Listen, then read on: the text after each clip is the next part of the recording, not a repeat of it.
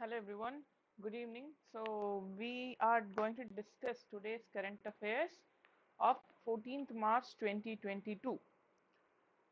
So today, this discussion, what we are going to do today is very important for preliminary examination because we only have 2 months in solid for the preliminary examination.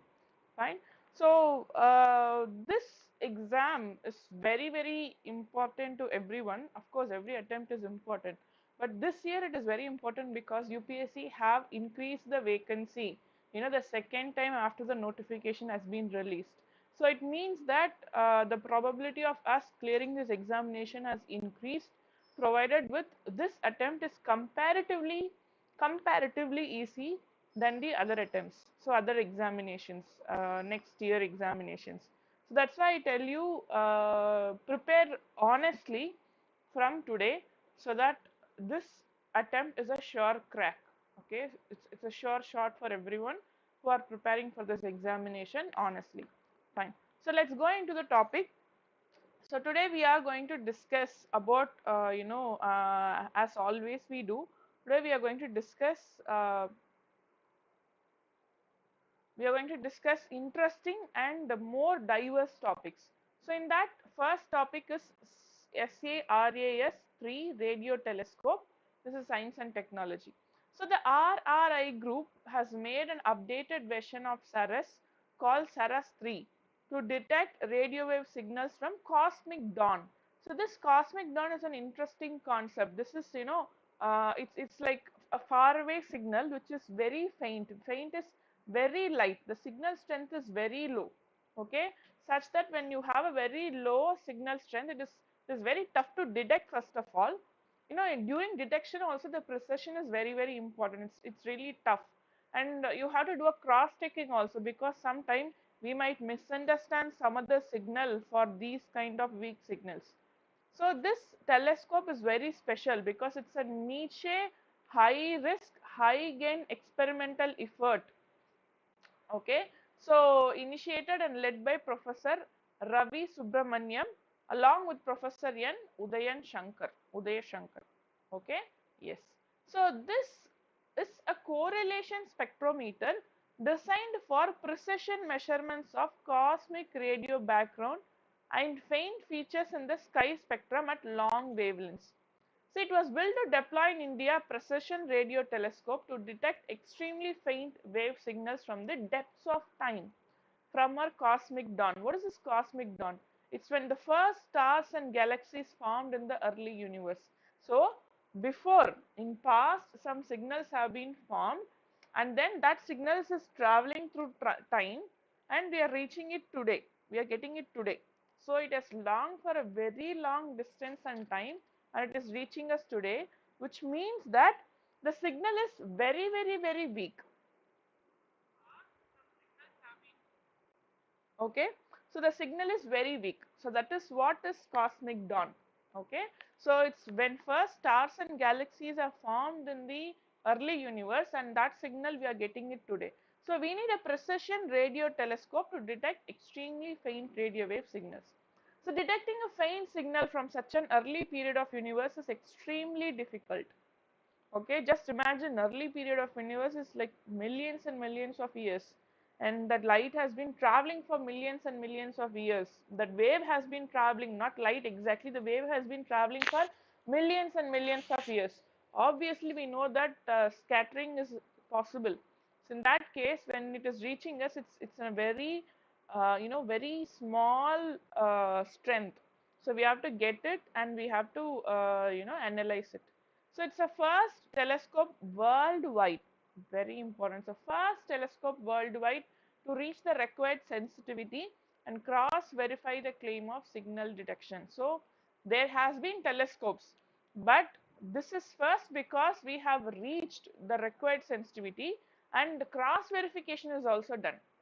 That is why it is very special. Okay, someone can claim that, yeah, I have this high sensitive telescope, but cross verification, the proof is what is important, and that we have achieved.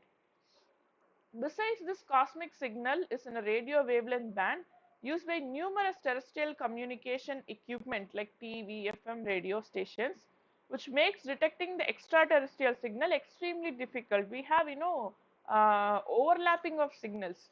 Okay, so noise might be added because of our day-to-day usage of signals like TV and FM radio. So detecting this cosmic signal, which is in the radio wavelength used by these day-to-day life equipments, might make this difficult. So the celestial signal is exceptionally faint, which is buried in sky radio waves that come to us from the gas in our own galaxy, the Milky Way, which are million times brighter. Okay. So, however, the scientists and engineers have risen to the challenge and designed a calibrated Ceres radio telescope to discern signal. It was first deployed in rural Timbuktu collective in Anantapur district in Andhra Pradesh. Okay, so it was first deployed in rural Timbuktu collective in the Anantapur district in Andhra Pradesh. Okay, so the subsequent deployment, so next deployment took place in Trans-Himalayan Ladakh, and further astronomers came up with the idea of floating radio telescope on a raft on water. See, floating radio telescope. They are planning in a lowland. They are planning in Himalayas. They are planning to keep it on a raft on water, which has never been conceived in the world. So this is all their plan. So this helped provide a homogeneous medium of high dielectric constant below the antenna, improving sensitivity, reducing confusing radio waves. So what they are doing, they are detecting from various places. So from various places, they are trying to compare the signals. And when they are comparing the signals, what happened? They can eliminate the overlapping signals, unwanted overlapping signals, and finally reach the sensitivity needed. Fine. In 2020, the radio telescope was deployed in the lakes in northern Karnataka on Dandiganahalli Lake and Shravati backwaters. So this is important, Dandiganahalli Lake and Shravati waters. After rigorous statistical analysis, Ceres 3 did not find any evidence of signal claimed by Edge's experiment. Okay, the presence of signal is decisively rejected after a careful assessment of measurement uncertainties. This Employees Provident Fund organization, see, keep very importantly, this Employees Provident Fund organization is related to organized workers. Keep this in mind. Unorganized, organized sector, this is all very important when you talk about this, pension scheme related concept. The return on workers' retirement saving parked with employees EPFO, Employees Provident Fund Organization, has been slashed to 8.1% for 2021 from 8.5% rate. Okay, what is this? The question you won't be getting like how much it has been slashed. You won't get usually questions like that. Maybe one of the statement possibility is there, but at least one statement you will get question about the organization's basic. So in that case, Employees Provident Fund Organization is a government organization that manages provident fund and pensions accounts of member employees and implements the Employees Provident Fund and Miscellaneous Provisions Act of 1952. So this act is very important and you have to know it's a government organization. And most importantly, it is one of the world's largest social security organizations. Okay, in terms of both client basis and the volume of financial transaction taken, both in the terms of number of members, number of clients, and also the volume of transaction, how much money is transacted. So it is one of the world's largest social security organization, yes, because when there is a statement about, consider the following regarding to Employees Provident Fund Organization, it's a government organization which is responsible for implementing Employees Provident Fund and Miscellaneous Provision Act of 1952. It's the first statement. Second statement, it's one of the world's largest social security organizations in the terms of clients and the volume of financial transaction taken. Yes, because in India, many organizations are one of the world's largest, because in terms of area and especially in terms of population, we are the world's second largest population as of now. In that case, it is important that we have a very large number of organizational territory. So in that case, This second statement, one of the world's largest, if you see anything like one of the world's largest organization, if you're talking about any governmental organization, it is possible, okay, because we have a higher population. So you have to consider that statement even though you haven't studied in any of this, current affairs. Do you understand what I'm talking about? There is a reason behind it because, the postal system, we also saw about this national disaster management, force. So all these things, when we talk about those things, we saw that they are one of the largest in the world. Possibilities are higher because we have the need of having one of the world's largest organizations due to the higher population, due to the larger diversity, due to the largest diversity in all the phases, culture, geographical factors, in everything we have diverse and in a larger content. So there is a high possibility that we have one of the world's largest organizations. So when you see a statement like this, there is a high possibility. Especially I'm talking about in terms of people-oriented organizations. Okay, like National Food Security Program, or this Employees Provident Fund organization, or postal organization, railways. These kind of things I'm talking about. The service for people kind of organization can be largest because of the beneficiaries, the large number of beneficiaries we have. Okay, it is administered by this is very important, it is administered by the Ministry of Labor and Employment, Government of India, and it operates three schemes. Very, very important. This organization operates three schemes: Employees Provident Fund Scheme of 1952, Pension Scheme of 1995, Employee Provident Scheme, Insurance Scheme of 1976.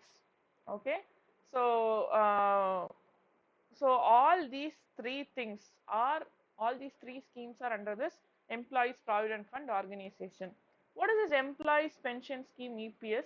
It's a social security scheme that was launched in 1995, and this scheme provided by the organization makes provisions for pensions for employees in organized sector. That is why I told you. National pension scheme is different. Employees pension scheme is different. This employees pension scheme is related to organized sector after the retirement of age of 58 years. So the employees who are members of EPF automatically become member of EPS. Employees Provident Fund will become the member of employees pension scheme. Okay. Both employer and employee contribute 12% of employees' monthly salary, basic wages plus dearness allowance, to the Employees Provident Fund scheme. This scheme is mandatory for employees who draw a basic wage of rupees 15,000 per month. See, this mandatory term is an extreme statement. Sometimes when you see these kind of mandatory kind of concept, it is not, it is not actually compulsory. In 2019, I guess, there was a question related to Environmental Protection Act, where the people's participation is mandatory. Not necessarily people's participation is mandatory in all the schemes, but here there is a condition. It's not mandatory for all. There is a condition that if there is a person who is getting a basic wage of rupees 15,000 per month in an organized sector, he has to compulsorily join this Employees Provident Fund scheme. Okay, next, Chilika Lake, environment and ecology. The Odisha government has proposed to ban movement of mechanized fishing boats in the Mangala Jodi area of Chilika Lake, an important haunt of migratory birds, to provide the winged guest an undisturbed ecosystem for about 6 months every year. See, this Mangala Jodi area of Chilika Lake is very important because they have won many awards. Okay, so they are planning to ban the movement of mechanized fishing boats, not throughout the year, 6 months every year, because of the migratory birds. Winged guest is migratory birds. So this is where you have Chilika Lake in Orissa. It is Asia's largest and world's second largest lagoon. It is Asia's largest and world's second largest lagoon. In 1981, Chilika Lake was designated first Indian wetland of international importance under Ramsar Convention. 1981, it was the first international Indian wetland of international importance under Ramsar Convention. So major attraction is the Irrawaddy dolphins, which are often spotted. It's a salt water. It's a brackish water dolphin.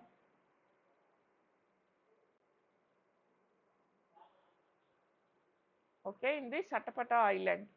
So the large Nallabhana Island, forest of reeds, covering about 16 square kilometer in the lagoon area, was declared a bird sanctuary in 1987. Okay. Kalijai temple, located on the island in the Chilika lake. So it's an art and culture related concept. So important. It hosts birds migrating from thousands of miles away from Caspian Sea, Lake Baikal, RLC, remote areas of Russia, Kyrgyz, steppes of Mongolia, Central and Southeast Asia, Ladakh and Himalayas. See, from northern part of India, during winter, most of the birds come migrating here. The birds find the vast mud field and abundant fish stock here suitable to congregate. Okay, so it's a breeding ground. Migratory species in India. India is a temporary home to several migratory animals and birds, especially Amur falcons, bar-headed geese. These are very important. This can be questioned. Okay, Amur falcons, bar-headed geese, black-necked cranes, marine turtles, dugongs, humpback whales. Dugongs was once questioned in UPSC. It's a herbivore. It's a herbivore and marine mammal. Okay. India also, it's also called a sea cow. Okay. India has also launched National Action Plan of Conservation of Migratory Species under the Central Asian Flyway, as India is a party to Convention on Migratory Species. Very important. India as a party, we have ratified CMS, Conservation on Migratory Species. Okay, so we have a National Action Plan for the conservation of migratory species. Next, manual scavenging. This is not just governance, it's most importantly society topic. Because manual scavenging is one of the most brutal form of social inequality. I'm not talking about economic inequality, I'm talking about social inequality. Okay, so there is a movie called as Article 15. Many of you know that. It's a must watch movie. So in that Article 15 there will be one dialogue, that is, there is a section of people who are almost 70 percentage, and the other part is only just 30 percentage, but this 30 percentage is treating the 70 percentage as minority, and this 30 percentage is making the 70 percentage to do things, to do works that these 30 percentage of people don't like to do or not comfortable in doing. One such work is manual scavenging. Okay, it is very important concept. You can expect this as a UPSC question even in prelims or mains, because this has come under legislation also, but still manual scavenging is taking place in our country. Okay, so recently some laborers in Mumbai hired for manual scavenging died after inhaling intoxic fumes in a septic tank. Even though manual scavenging is banned in India, the practice is still prevalent in many parts of the country. What is this? It's a practice of removing human excreta by hand from sewers or septic tanks. This is the key word. Okay, doing it with bare hands. Okay, it's mostly carried out by a subgroup of Dalits, an outcast community also known as untouchables within India's ancient system of caste hierarchies. Okay, India banned the practice under the Prohibition of Employment as Manual Scavengers and the Rehabilitation Act of 2013. We have a legislation, but still we find this prevalent. Why? There is a very big question. What is the reason for manual scavenging still prevalent in India, even though we have a legislation against it? We'll see that also. The Act bans the use of any individual for manually cleaning, carrying, disposing, or otherwise handling in any manner human excreta till its disposal. That is called as the Act is banning, and the Act is giving definition, indirectly giving the definition for what is manual scavenging. Manually cleaning, carrying, disposing of or otherwise handling in any manner human excreta till its disposal is called as manual scavenging. In 2013, the definition of manual scavengers was also broadened to include people employed to clean septic tanks, ditches, or railway tracks. The Act recognizes manual scavenging as a dehumanizing practice, true, dehumanizing practice, and cites a need to correct the historical injustice and indignity suffered by manual scavengers. We do have Article 21. This is not just right to life, this is right to life with dignity. This right to life with dignity is having, the definition of right to life with dignity is expanding day to day. But still we have this dehumanizing practice till today. And this is not just to correct the future, we have to correct the historical injustice and indignity suffered by the manual scavengers. Okay, so this is not just seen as a work done by someone who's economically weaker.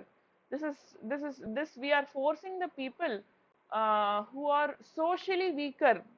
No one made them socially weaker. The same fellow men made them socially weaker, and that is a historical injustice. Why is it still prevalent? See, according to activist Beswada Wilson from the Safai Karamchari Andolan, 472 deaths due to manual scavenging has been recorded from 2016 to 2020. The lack of enforcement of Act, exploitation of unskilled labours are the reasons why the practice is still prevalent in India. So, the major reason is not giving the people who are, who are listed as untouchable in our country, and we are forcing them to do this as the only source of income for them. That is one of the major reasons. And the lack of enforcement of Act, even though, see, there is no problem that we don't have a legislation. We do have a legislation, but the enforcement is lacking, because sometimes even the governmental structure, the governance, the iron frame is even having this social stratification within them. That is a problem. That is a major problem. So the enforcement agency itself is thinking that these people deserve manual scavenging. That is the basic which is very weak here.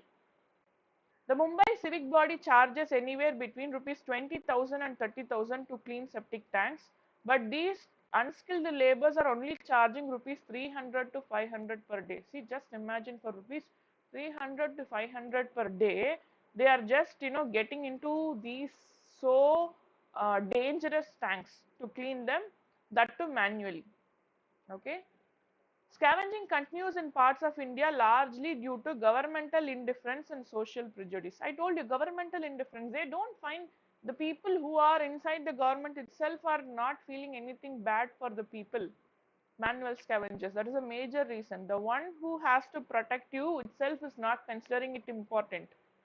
There is a complete absence of planning for the maintenance of sewerage, septic tanks, and waste disposal system in the urban policies made for the city by the state and private companies. Government measures. We do have this Act. Under this, the imprisonment is up to 1 year and a fine of rupees 2,000 for pushing a person to do manual scavenging. Prohibition of employment as manual scavengers and the Rehabilitation Act. Self-employment scheme for rehabilitation of manual scavengers, 2017. It's a successor scheme to National Scheme for Liberation and Rehabilitation of Scavengers and their dependents, with the objective to rehabilitate remaining manual scavengers and their dependents in alternate occupation in a time-bound manner. Okay, so you bring them out of it, but what is the livelihood they have? You have to give them an alternate work. Okay, that is important. The prohibition of employment as manual scavengers and their rehabilitation, Amendment Bill of 2020.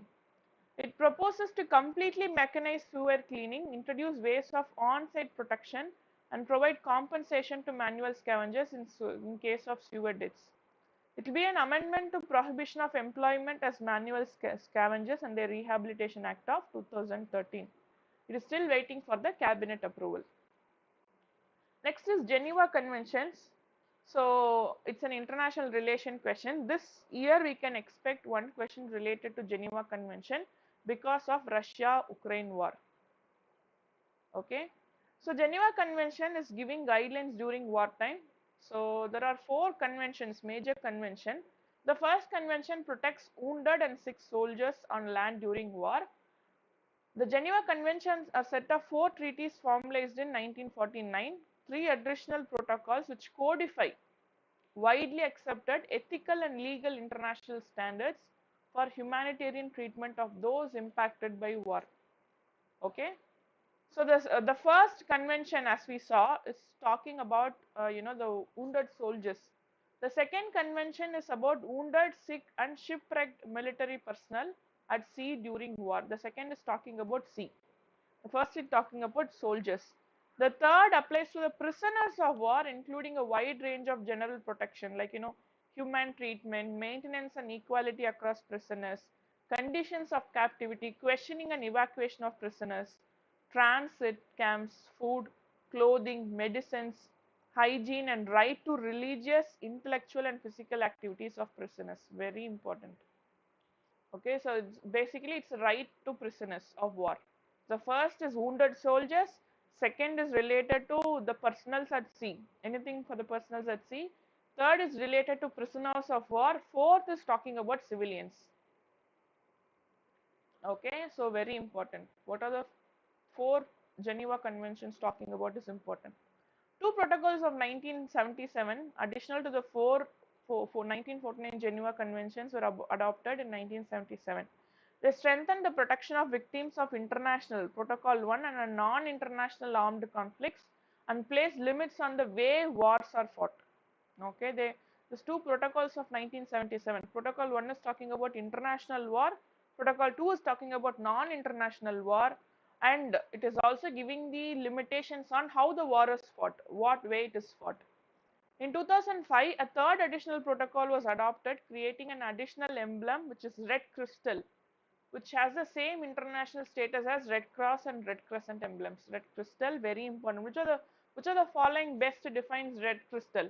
It's an additional protocol, or it is the third protocol of Geneva Convention, which created an emblem called as red crystal, which has the international status like Red Cross and Red Crescent emblems.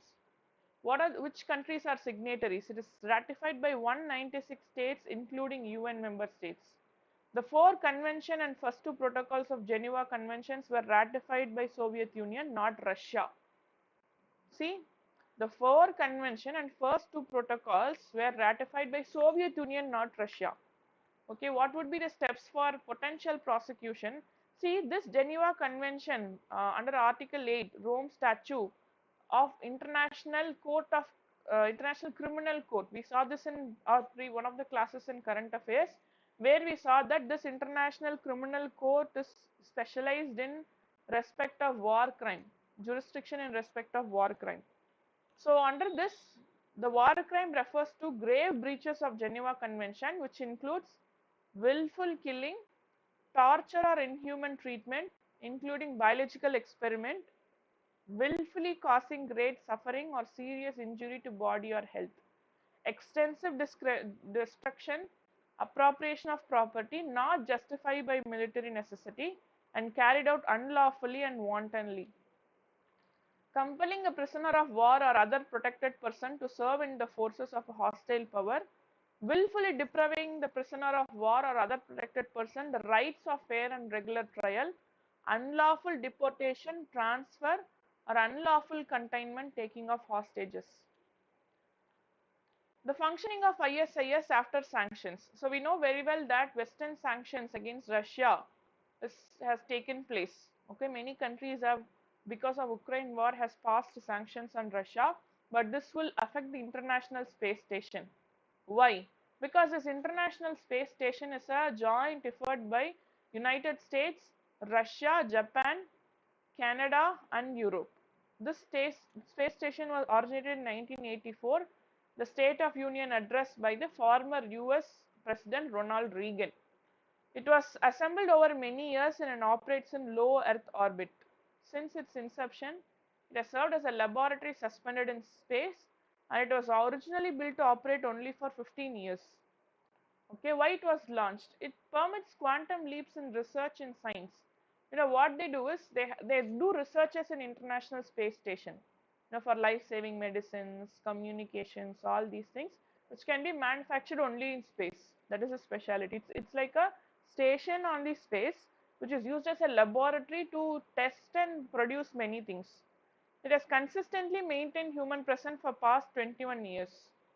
Okay, what is Russia's role? See, it is built with the cooperation of scientists from 5 international space agencies like NASA, Roscosmos of Russia, JAXA of Japan, Canadian Space Agency, and European Space Agency. Everybody have their own role in maintaining ISIS, both in terms of expense and effort. Okay, now if one country is moved away, definitely it will create many problems. So what is the Russia's part? Is making course corrections to the orbit of ISIS. If ISIS is going away from the orbit, correcting the course is the work of Russia.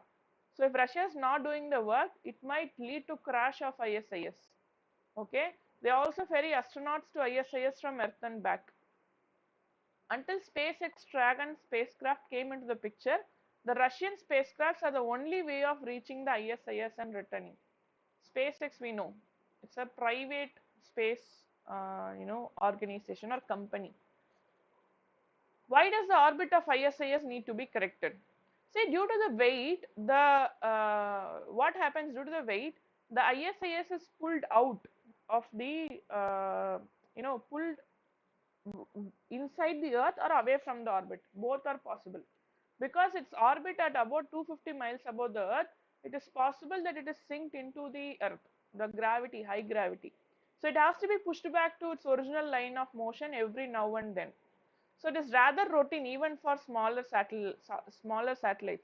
Approximately once a month this effort has to be made. See how frequent this has to be done. So the other reason for altering the path of ISIS to avoid this collision with space debris, which can damage the station. So what is the extent of effort and expense involved? It is very expensive because 7 to 8 tons of fuel may be need to spend. It's very costly. Risk of crashing. The orbit of ISIS does not fly over the Russian territory mostly. Places that are closer to equator run a greater risk of it falling in their domain.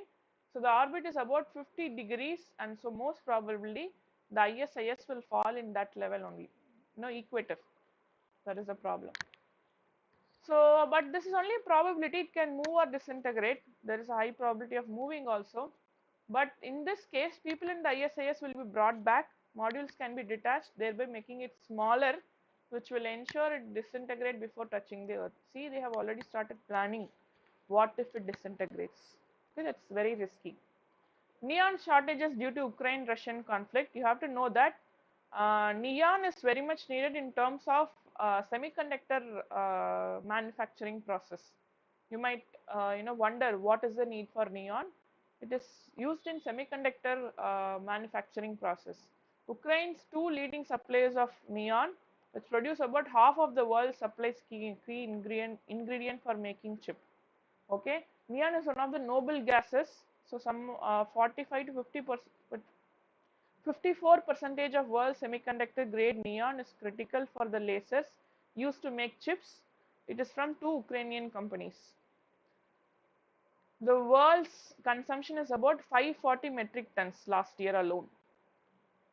Before invasion, Ingas, Ukraine company, produced about 15,000 to 20,000 cubic meters of neon per month for customers in Taiwan, Korea, China, United States and Germany, with about 75% of going to chip industry alone. See, it is producing this much and it is supplying these countries. In that 75% are used only in chip industry. Now do you understand why there is a news that chip might be in demand because of this war? Because Ukrainian neon is very much important and they are in crisis, and in that case there will be high demand for neon. So in that case there is a probability that the electronic items can increase in price.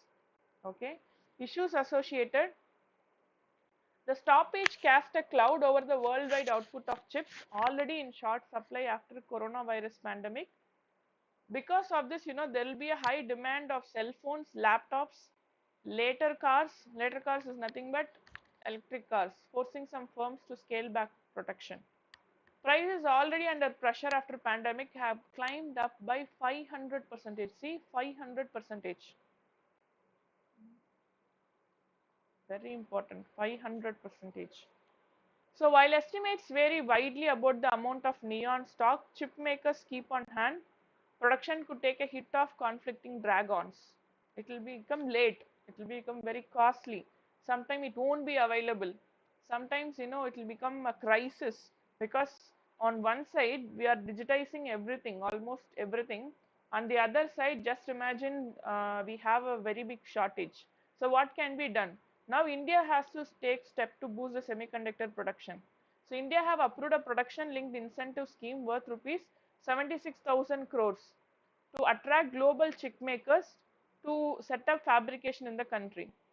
So the government will extend fiscal support of up to 50% of a project's cost to eligible display and semiconductor makers, offsetting the high cost of setting up a plant. Okay, they are giving 50% of project's cost to eligible display and semiconductor makers. See, 50%. So very high. Half the government will give, half we have to invest, and we can start a semiconductor production company. Besides this, helping the countries reduce import dependency, this also will boost the semiconductor production, which bring investment. See, one side there is a demand. So when there is a demand, it is very much clever to start the production now. Okay, that is important. The recent announcement of Tata Group entering semiconductor manufacturing has been seen positively. Obviously, Tata Group of companies is one of the promising companies. We know it very well. In terms of stock market or anything, we know that very well. US-based chipmaker Micron Technologies had announced that it will set up a center of excellence in memory and storage system in India, because Micron is a major supplier to Apple. It is very important. We have skilled labors. That is important. So this is the end of the session today. So today it is all very important and very interesting topics we discussed. So we'll see even more interesting and important topics in future. And since there is only few more days for this exam, for us this is June 5th. So I just ask you all to prepare honestly. Again, honesty is very important in preparation. You have to be very honest to yourself. In that case, you can get this current affairs information from the magazine, monthly magazine from this SSM Sharda education website, which will be very helpful in terms of preparing for the current affairs.